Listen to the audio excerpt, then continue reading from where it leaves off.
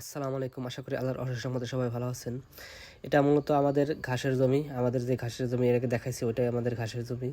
ওইটাই মূলত এটা এদিক দিয়ে ঘাস বড় হয়েছে, কাটা হইতেছে। আর এই পাশে আপনার ছোট ছোট রয়েছে, এখনও কিছু কয়দিন আগে 2-3 দিন আগে সার দেওয়া হয়েছে। যাই হোক, আল্লাহর রহমতে ইনশাল্লাহ সামনে বড় হবে। আর এটা এখানে আমাদের বোনা হয়েছে আপনার তিল, ঠিক আছে। তিল গাছ কয়েকদিন আগে বোনা হয়েছে, ছোট ছোট দেখা যায় হইতেছে আর কি। মোটামুটি আল্লাহর রহমতে মানে ভালো মতোই জ্বালাইছে, ঠিক আছে গাছ। আর আকাশের অবস্থা আপনার একবারে করুণ আর কি। অনেক মেঘ জমছে আকাশে, বৃষ্টি হবে মনে হইতেছে, ঠিক আছে। এই জন্য ধান খেতে পানি বন্ধ করে দিছি, মোটর বন্ধ করে দিছি। একা একাই পানি হইতেছে, বৃষ্টি হবে ইনশাল্লাহ। আর এটা আমাদের শশার জমি। ওই পাশে শশার জমি, ওই পাশে যে আপনারা এই ধনের পাতা দেখছিলেন ওই পাশে ছিল। আর এই পাশে মূলত একটা বেড ফাঁকা ছিল, এই জায়গায় আজকে ধনের পাতা বুনিয়ে দিছি, ঠিক আছে। একটু আগে বোনা হয়েছে, মানে আপনাদের দেখাইতেছি। ওই যে মানে রং করা ছিল, বীজ লাল হয়ে রয়েছে।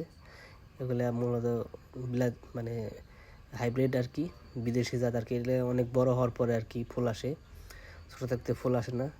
মূলত ভালো জাত আর কি পাতার জন্য। আর এটা হলো আমাদের গমের জমি। আরেকদিন দেখছিলেন আপনারা গমের আবর্জনার ভিতরে আগুন দিয়েছিলাম, ওইটা পুরা শেষ হয়েছে এখন।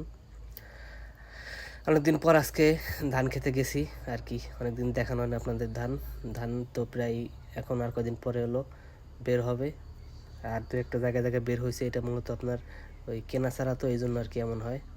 দু একটা অন্য জাত পড়ছে, এই জন্য আগেই বের হয়ে গেছে।